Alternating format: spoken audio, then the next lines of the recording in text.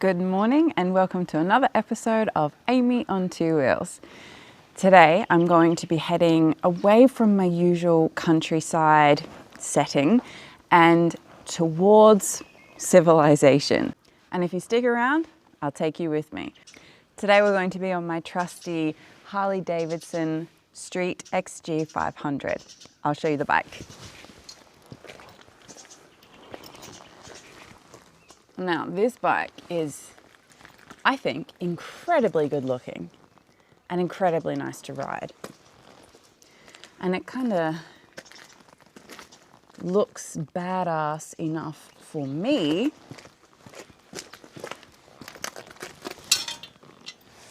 without actually being too big, which I think is a bonus.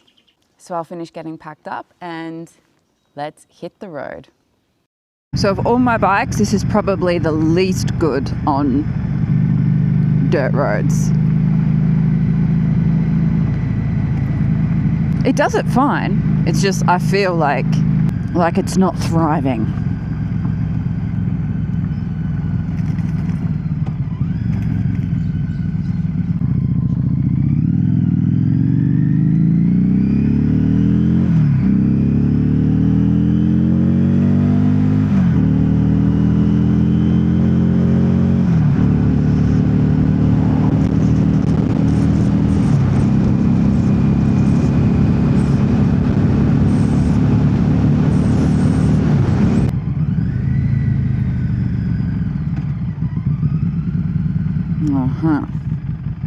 I swear in the majority of my videos,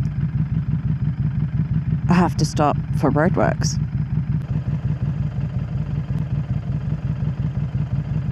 She's had enough of waiting.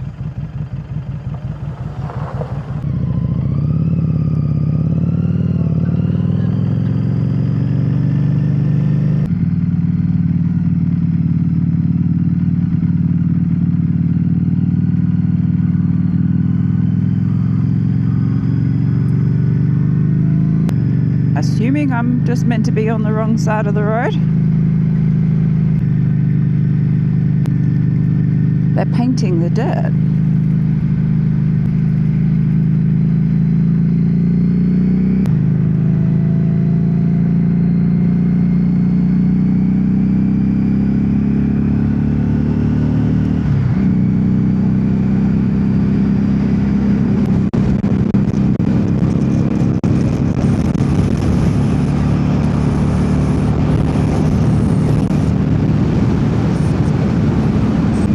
This bike has a very unique way of handling, and I'm sure that there's like a proper way to describe it, but I don't know what it is, so I'm just going to do my best to describe it to you. All of my other bikes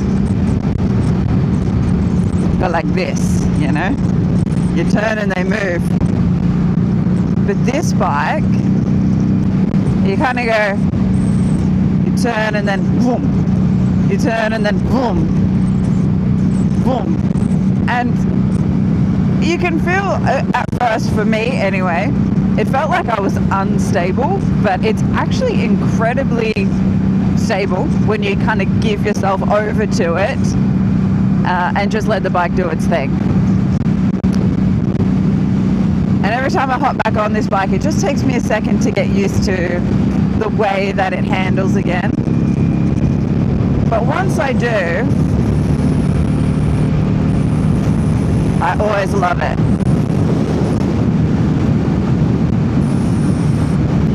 And I don't know, maybe it's a Harley thing, maybe it's a cruiser thing, maybe it's just a me thing. But it just always amazes me how different all the bikes are. And that's part of what I love about having such a wide variety of different kinds of bikes.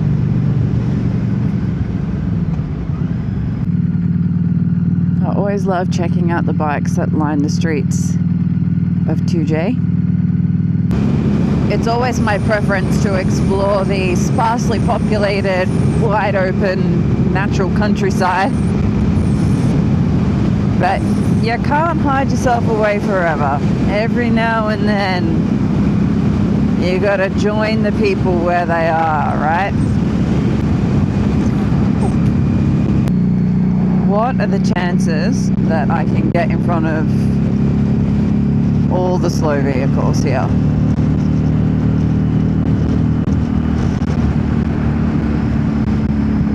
Well, it depends how well behaved people are in the overtaking lane, doesn't it?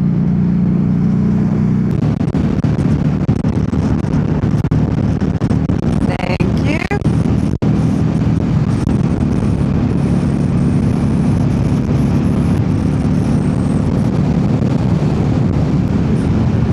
I did not successfully make it to the front of the queue.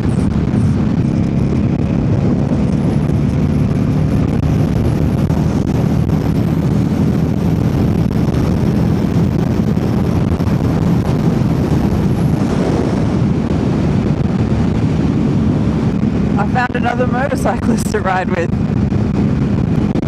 One of the thrills I get on the road, riding with strangers. They don't always like it, but I do.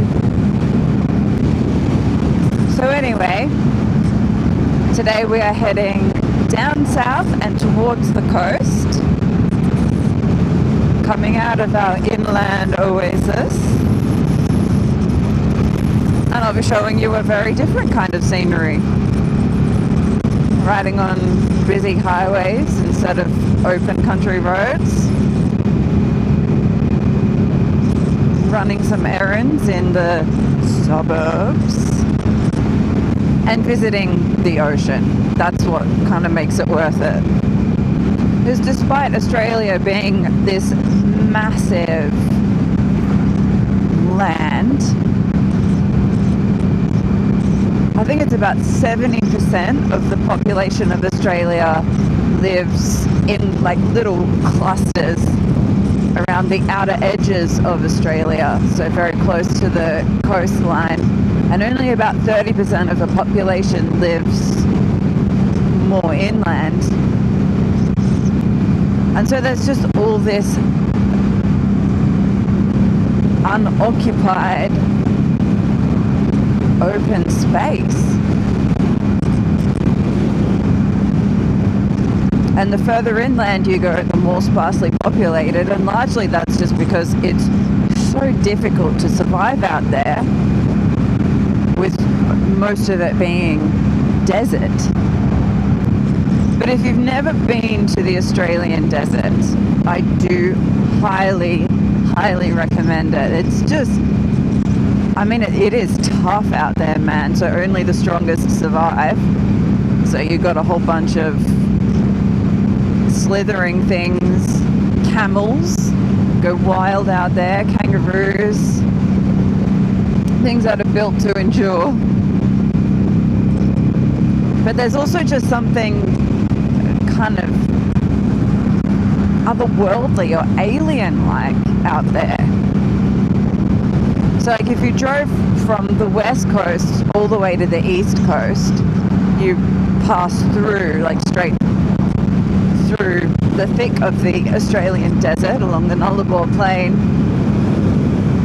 Take you like 2.5 days if you drive non-stop, like 24 hours, swapping in and out with someone, but more like 5 days if you actually sleep. But then the deserts as you go north, because as you go north in Australia, it becomes more tropical. And so the desert is just different up there again. Driving through the Pilbara, which again is so worth it. It's such an incredible, astounding and different experience because it's red desert. Vast open spaces with these incredible rock formations, and you do feel like you could be on another planet. It's what I imagine it would be like to be on Mars. And there's no one and no thing around. And it's just you, this vast alien-like desert that holds so much history. but also there's not much actually physically happening there right now. And I don't know, my experience when I was driving through the Pilbara was just, man, absolutely anything could be happening out here and no one would know. How would anyone know? How on earth does anyone keep track of all of that? And being in a place that's just that still, that ancient, that open, that it's not lifeless. I mean, there's not a lot of life happening on the surface, but it kind of feels a bit like a coiled up snake, you know, like there's all this activity happening under the surface, and at any moment the whole thing could burst forth in vibrant and massive activity and movement. And for me, it was quite a surreal and spiritual experience being out there. So if you ever get the opportunity to, or if you ever have, let me know. I'd be interested to know what your experience was. But if you ever get the opportunity to not just visit the parts of Australia that are populated and occupied, but that are also not populated, I highly recommend it. I think this guy's surprised that I'm still riding with him. Go and have a spiritual experience in the Australian countryside and find out for yourself. Anyway, as you can tell, I like being out there.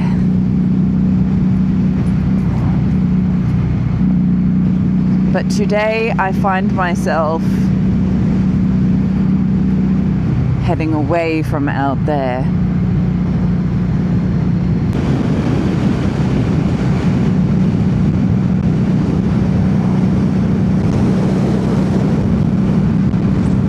He pulled over. I think he's got something wrong because he was grabbing at his leg. It is very possible that a bug got him. Or a rock. And there's a motorcyclist coming up behind me. I wonder if they want to hang out too.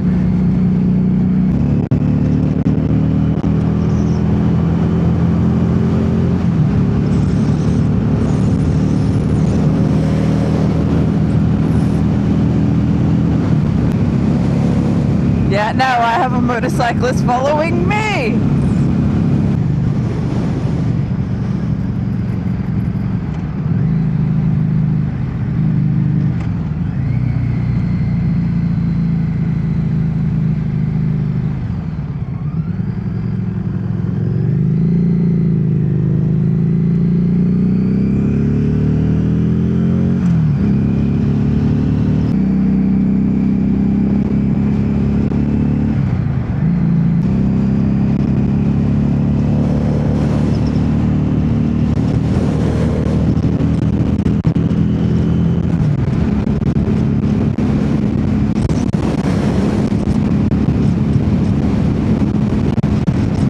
Sometimes it just feels safest to be tucked in over here when there are multiple lanes. Only one side that cars can be coming at you from.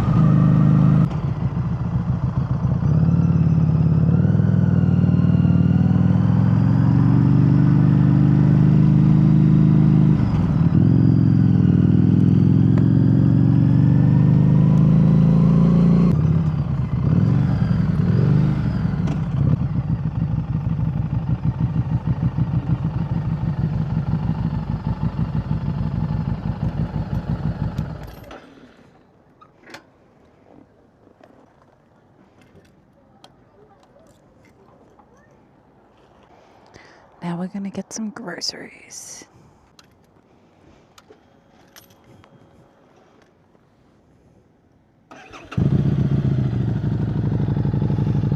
Okay, I have officially finished running my errands. Stocked up.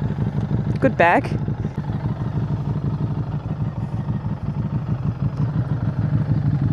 And it's time to cruise through these suburbs and towards the coast.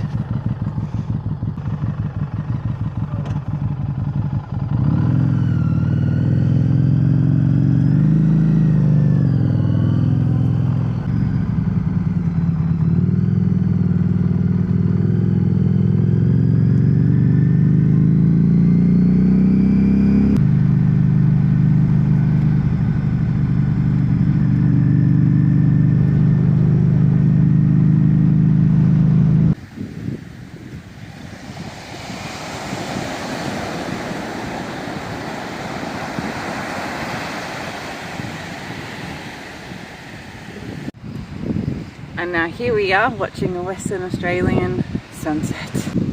Worth leaving my home in the wild for.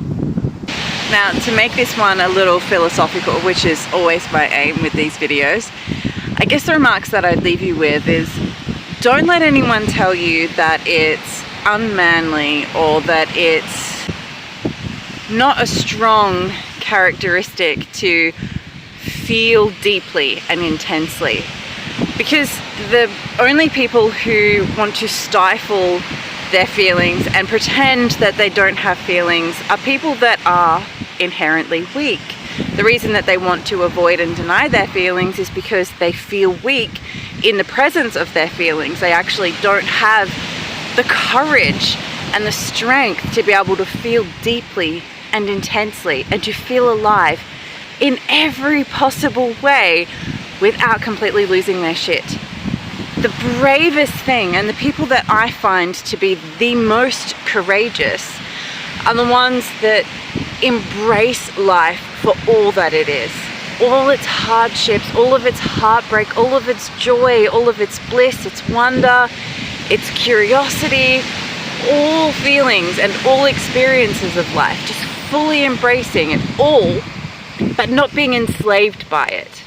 And there's a big difference there between squashing it down and pretending it's not there, which is a fear response, and feeling it all, but not being enslaved or overpowered by it. Because when you let yourself just embrace life for all of its foibles and for all of its beauty, and you don't wrestle with it or try to avoid or deny the way that life is, and instead just allow it to be. Go with the flow of how it all feels. Accept, acknowledge, feel how you feel, let it move through, and then move on to the next moment.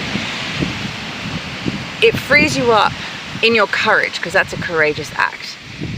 In your courage, it frees you up and puts you in a position to be able to choose how you respond, to be able to choose how you bring yourself to life. So you're not a slave to your emotions in the way that someone who overly identifies with their emotions is, or in the way that someone who squashes and denies their emotions, someone who judges their emotions is. You're walking that middle line where you feel it all, you embrace it all, you're fully alive in every sense of the word, but you're not enslaved, because you're not identifying with it and you're also not judging it and pushing it away, so it doesn't have power over you. You turn and you look life straight in the eyes. You turn towards your feelings and you lean into them, embracing the experience of being human and being alive. And I find that to be admirable and a true display of strength and courage. Feeling it all, but consciously and deliberately choosing how you respond and how you bring yourself to life. Embracing all hardships and challenges and beauty, but choosing how you are in the midst of it all. That's what real maturity is. So thanks for joining me once again for another adventure. I hope you'll follow along and that I will see you again in a future moment.